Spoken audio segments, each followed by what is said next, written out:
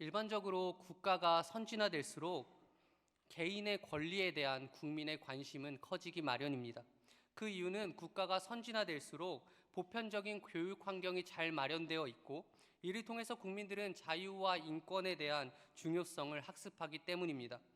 계몽주의가 가장 찬란했던 18세기, 개인의 자유와 인권에 대한 관심이 폭발적으로 증가했습니다.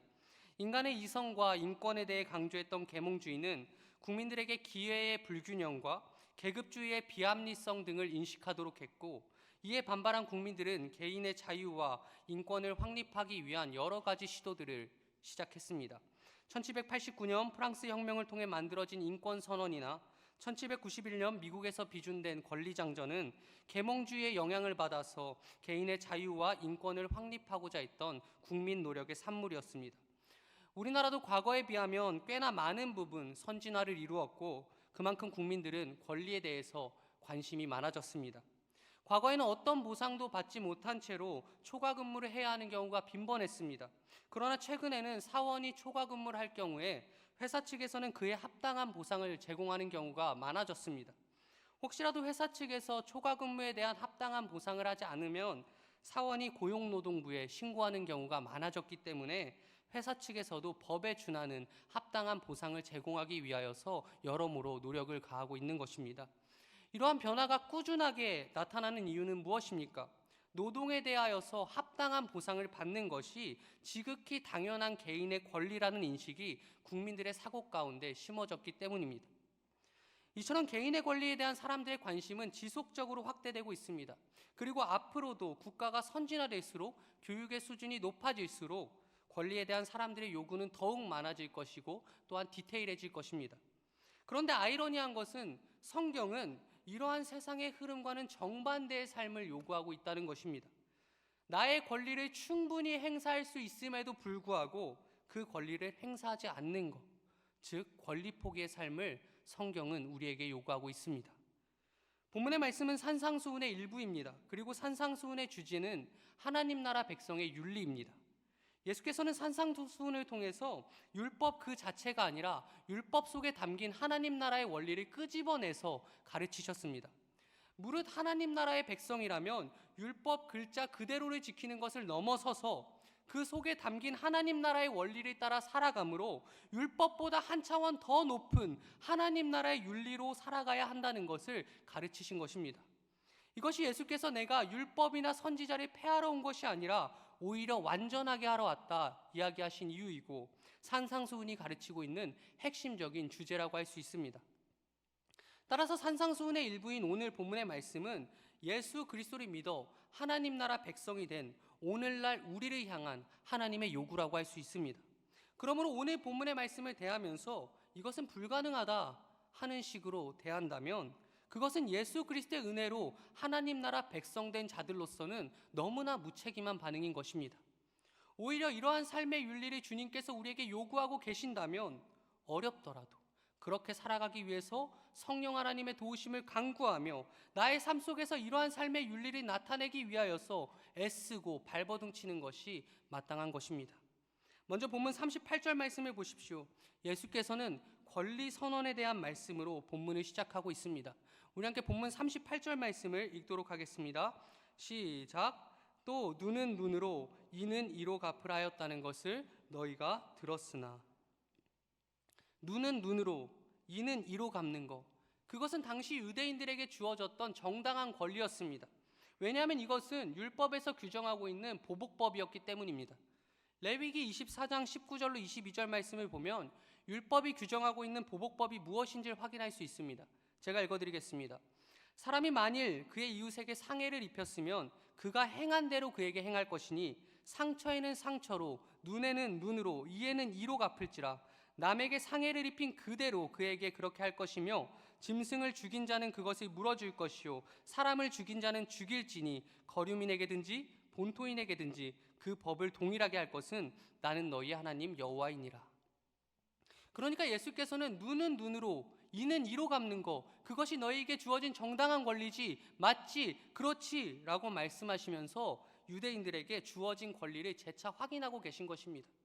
그렇게 예수께서는 유대인들에게 있었던 권리에 대해서 말씀하시면서 유대인들의 동의를 구한 이후에 곧장 반전을 일으키시는데, 그것이 39절 상반절에 기록된 나는 너에게 이르노니 악한 자를 대적하지 말라라는 말씀입니다. 눈은 눈으로, 이는 이로 갚는 거, 그것이 너희들에게 주어진 정당한 권리야. 그러나 내가 말하는 하나님 나라의 원리는 아예 보복하지 않는 거야. 권리를 포기하는 거, 그것이 하나님 나라 백성의 윤리야.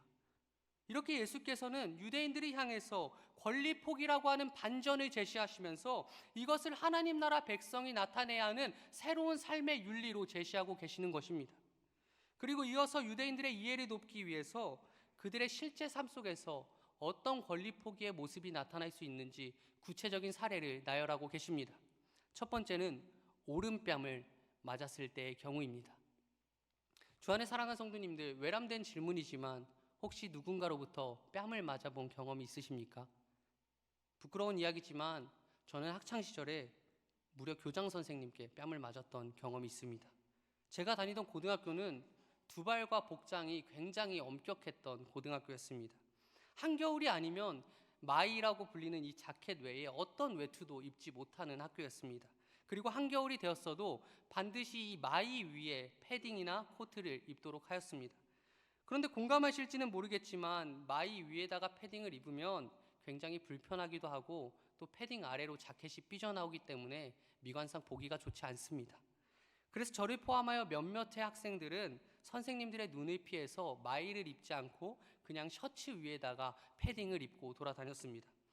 한 가지 오해하지 않으셨으면 하는 것은 반항하기 위해서 복장 규정을 어긴 것이 아니라 순수하게 외적인 아름다움을 추구하고자 하는 마음 때문에 그렇게 했습니다.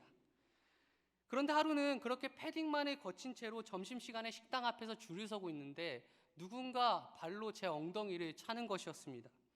놀라서 뒤를 돌아봤더니 교장 선생님께서 제 얼굴을 보시면서 패딩 벗어봐 라고 말씀하셨습니다. 그리고는 제가 패딩 안에 마이를 입지 않은 것을 보더니 오늘 수업 마치고 교장실로 와라 말씀하시면서 패딩을 빼앗아 가셨습니다. 그날 모든 수업이 마친 후에 저는 패딩을 찾으러 교장실로 갔습니다.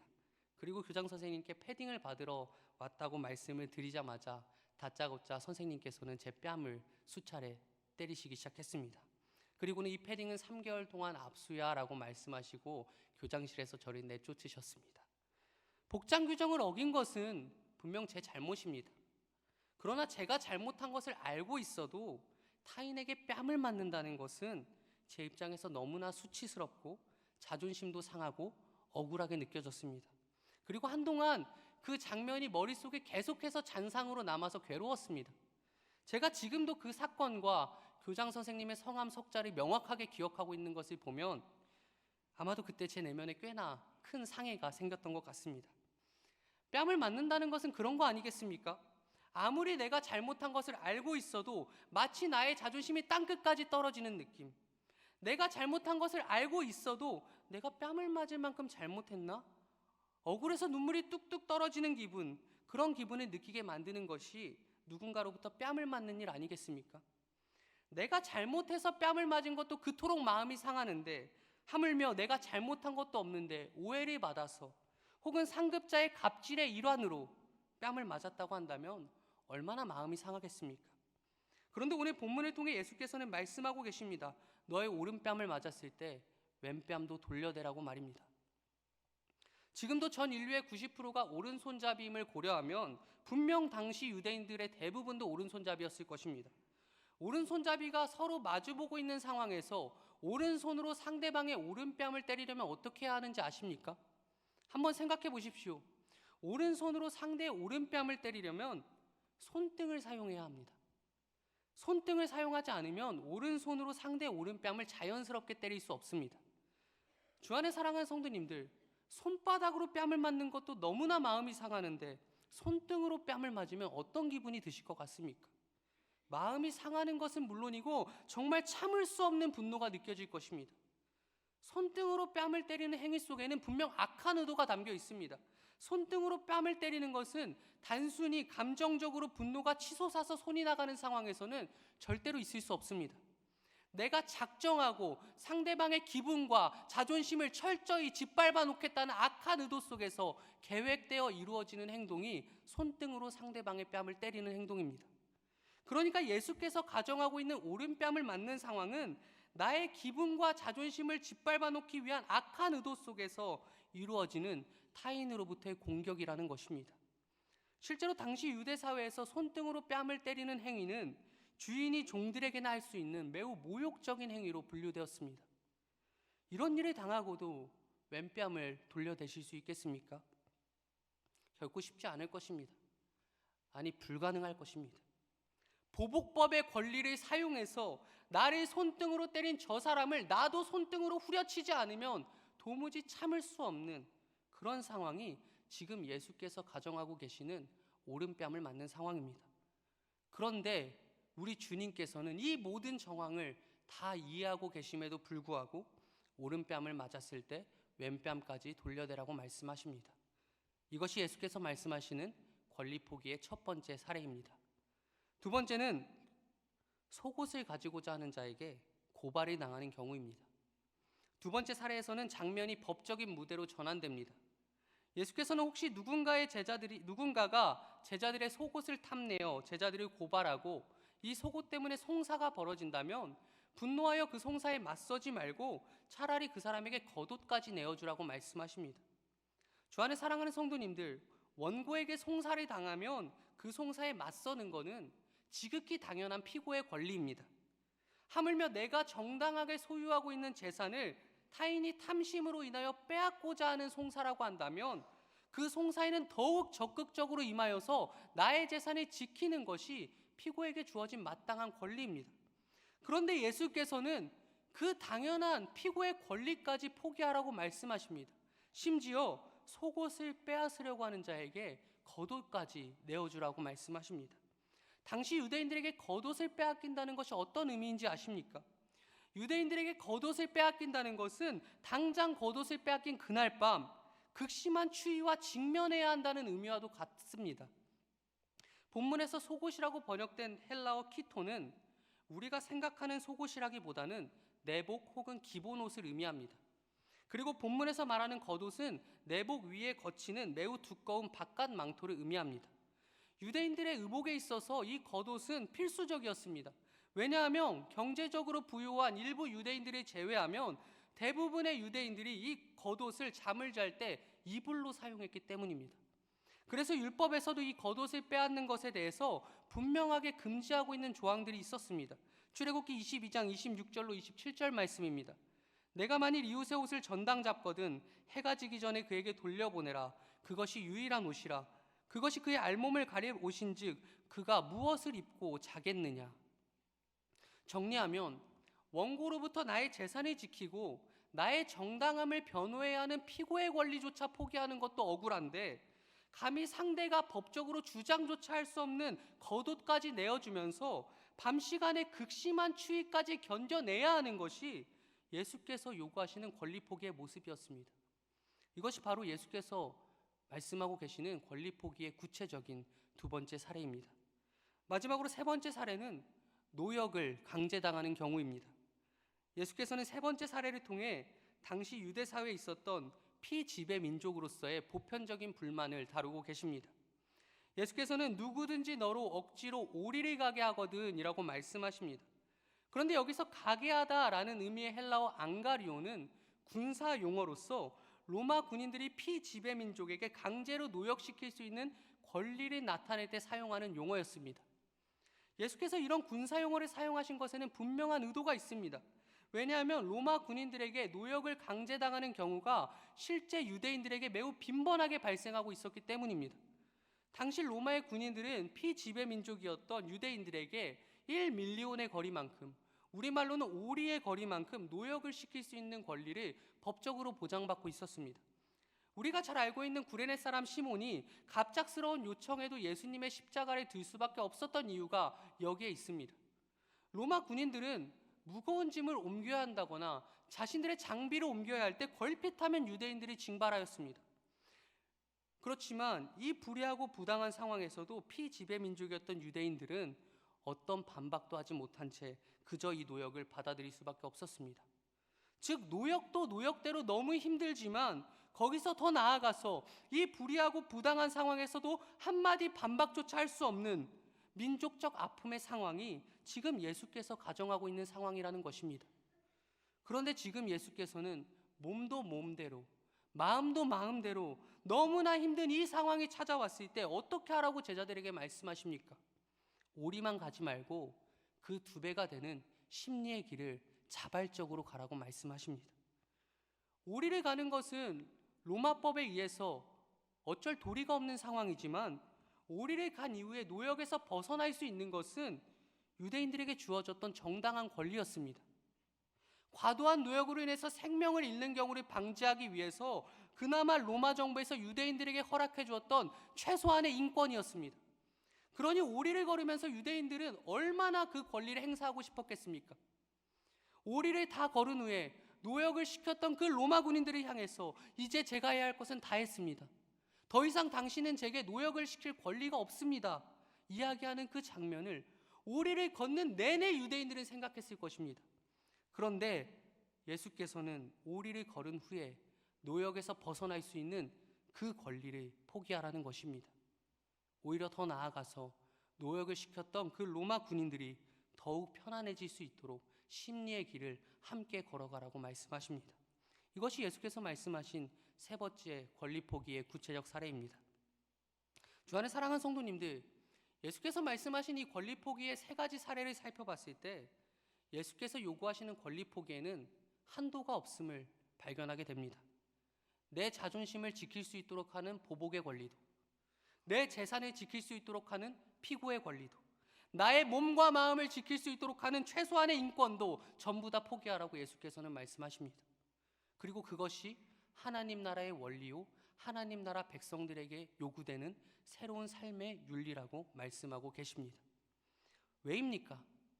어째서 나에게 주어진 권리를 포기하는 것이 하나님 나라의 원리요, 하나님 나라 백성의 삶의 윤리인 것입니까? 왜냐하면 예수 그리스도의 권리 포기로 인하여서 이 땅에 하나님 나라가 임했고, 예수 그리스도의 권리 포기로 인하여서 지금 우리가 하나님 나라 백성이 되었기 때문입니다. 이것이 바로 권리 포기가 하나님 나라의 원리라는 사실과 하나님 나라 백성의 삶의 윤리라는 사실을 보증하는 가장 확실한 증거라고 할 수 있습니다. 하나님 나라가 이 땅에 임했습니다. 아담의 원죄 이후로부터 죄와 사망의 통치 아래 있었던 이 땅에 하나님의 통치가 임했습니다. 로마서 6장에서 기록하고 있는 것처럼 더는 죄와 사망이 주장하지 못하는 의와 생명의 통치가 이 땅 가운데 임했습니다. 어떻게 이 놀라운 역사가 가능했습니까? 어떻게 이 땅에 하나님 나라가 임할 수 있었습니까? 예수 그리스도의 권리 포기를 통해서 이 땅에 하나님의 나라가 임했습니다. 예수 그리스도께서 하늘 영광 버리시고 이 땅에 성육신하심으로써 하나님의 나라가 임했습니다. 빌립보서 2장 6절로 7절 말씀입니다. 그는 근본 하나님의 본체시나 하나님과 동등됨을 취할 것으로 여기지 아니하시고 오히려 자기를 비워 종의 형체를 가지사 사람들과 같이 되셨고. 예수 그리스도께서는 제2위 성자 하나님이신 분입니다. 그분께서는 성부 하나님과 성령 하나님과 완전한 동일 본질이신 참 하나님이십니다. 따라서 예수 그리스도께 주어진 정당한 권리는 하늘 보좌에 앉아서 영원한 왕으로서 하늘과 땅을 통치하는 것입니다. 그것이 예수 그리스도께 주어진 지극히 정당하고 합당한 권리였습니다. 그런데 예수께서 어떻게 하셨습니까? 그 권리를 포기하셨습니다. 일부만 포기한 것이 아니라 모든 권리를 다 포기하셨습니다. 방금 읽은 빌립보서 말씀을 보십시오. 그분은 하나님과 동등됨을 취할 권리를 포기하고 영원한 왕으로서 누려야 할 모든 권리를 다 포기하고 스스로 종의 형체를 가지사 이 땅 가운데 오셨습니다. 예수 그리스도의 성육신, 그분의 완전한 권리 포기에서부터 이 땅에 하나님 나라가 임하게 되었습니다. 그러니 권리 포기는 단언컨대 가장 확실한 하나님 나라의 원리라고 할 수 있는 것입니다. 이뿐만이 아닙니다. 예수 그리스도의 권리 포기로 인하여서 우리가 지금 구원받아 하나님 나라의 백성들이 되었습니다. 죄로 인해 죽을 수밖에 없는 우리들, 죄인으로 태어나서 평생을 하나님과 상관없는 삶을 살다가 그 죄의 싹스로 영원한 지옥 형벌을 받아야 하는 우리가 어떻게 구원을 받고 하나님 나라 백성이 될 수 있었습니까? 빌립보서 2장 8절은 이렇게 기록하고 있습니다. 사람의 모양으로 나타나사 자기를 낮추시고 죽기까지 복종하셨으니 곧 십자가에 죽으심이라. 예수께서는 죄가 없으신 분입니다. 왜냐하면 그분은 하나님이시기 때문입니다. 심지어 아담의 원죄로부터 자유하기 위하여서 동정녀의 몸에서 나신 분입니다. 유일하게 죄가 없으신 참 사람이자 참 하나님이신 분이 우리가 믿는 예수 그리스도입니다. 따라서 그분은 의인으로서의 모든 권리를 소유하고 계셨습니다. 무릇 죄가 없는 의인의 경우에는 재판을 받지 않는 것이 당연합니다. 그것이 의인에게 주어진 지극히 합당한 권리입니다. 하물며 억울하게 기소를 당했다고 하더라도 자신의 무죄함을 적극적으로 변호하여 혐의에서부터 벗어나는 것이 의인들이 가지고 있는 지극히 합당한 권리입니다. 십자가에 달리신 예수를 향해 내가 만일 하나님의 아들이어든 자기를 구원하고 십자가에서 내려오라 무리들은 조롱했지만 사실 그 조롱의 내용 자체에는 거짓이 없었습니다. 실제로 예수께서는 죄가 없었기 때문에 스스로를 구원하고 십자가에서 내려오셔야만 했습니다. 그것이 예수 그리스도께 주어진 지극히 정당한 권리였습니다. 그런데 예수께서는 자기가 가지고 계셨던 이 의인으로서의 권리 중에 단 하나의 권리조차 행사하신 적이 없습니다. 그분은 의인으로서의 모든 권리를 다 포기하셨고 우리들의 죄를 온전히 짊어진 채 죄인으로서 재판당하셨고 죄인으로서 고난당하셨고 죄인 중 가장 더러운 죄인만 달린다는 십자가에 죽으셨습니다. 예수 그리스도의 고난과 십자가 죽음이라고 하는 완전한 권리 포기를 통해서 우리에게는 구원의 문이 열렸고 지금 우리는 하나님 나라의 백성이 되었다는 것입니다. 그러므로 예수 그리스도의 권리 포기로 인해 구원받은 우리 하나님 나라 백성들에게 권리를 포기하는 삶은 지극히 당연하게, 지극히 마땅하게 나타나야 하는 하나님 나라의 삶의 윤리라고 할 수 있는 것입니다. 그러므로 주 안에 사랑하는 성도님들, 권리를 포기하는 삶, 그것이 바로 우리를 통해 이 땅 가운데 임해야 하는 하나님 나라의 원리이고 우리 하나님 나라 백성들이 나타내야 하는 삶의 윤리라는 사실을 항상 기억하시기 바랍니다.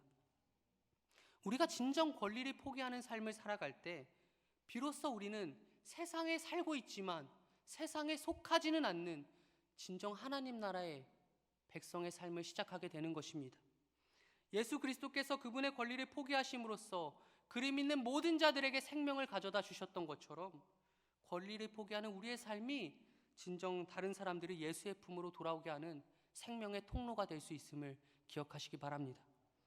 앞서 설교를 시작하면서 오늘날 현대인들이 얼마나 자신들의 권리에 관심이 많아졌는지를 이야기했습니다. 이토록 권리가 중요한 시대 속에서 우리 그리스도인들마저 똑같이 나의 권리만을 주장하고 조금도 나의 권리를 포기하지 않으려고 한다면 내 거, 내 가족 거, 내가 누려야 하는 거, 내가 소유해야 하는 거, 내가 행사해야 하는 모든 권리들을 다 행사하면서 살아간다면 도대체 어떤 지점에서 우리 그리스도인들과 세상 사람들 간의 차이를 발견할 수 있겠습니까? 도대체 어떤 지점에서 우리가 하나님 나라 백성이란 사실을 보여주고 증명할 수 있겠습니까? 우리 함께 마태복음 5장의 결론이라고 할 수 있는 48절 말씀을 읽어보면 좋겠습니다. 48절의 말씀입니다. 함께 읽겠습니다. 시작. 그러므로 하늘에 계신 너희 아버지의 온전하심과 같이 너희도 온전하라. 그렇습니다. 하나님께서는 당신이 가지고 계셨던 모든 권리를 포기하심으로써 당신의 온전하심을 나타내셨습니다. 우리 또한 우리의 권리를 포기함으로써 우리가 하나님 나라 백성이라는 사실을, 우리의 온전함을 세상 가운데 보여줘야 할 것입니다. 그러므로 오늘 말씀 앞에서 우리의 지난 삶을 돌아보기 원합니다. 나는 지금 주를 위해 무엇을 포기하고 있는가? 하나님 나라 백성이라고 너무나 당당하게 얘기하는 우리는 주를 위해 도대체 어떤 권리를 포기하고 있는가?